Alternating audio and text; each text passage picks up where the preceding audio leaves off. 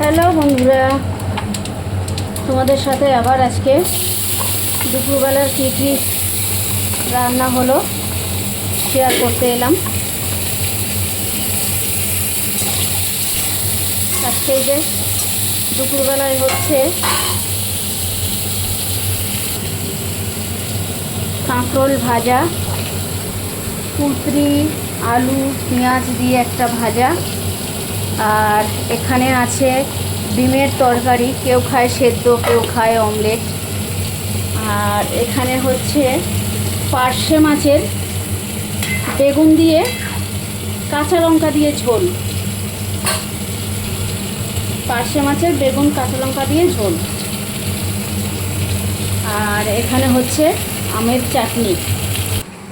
আর এই যে এখানে আছে এক হাঁড়ি গরম গরম ভাত। এটাই আজকের মেনু। কেমন লাগলো কমেন্ট করে বলো।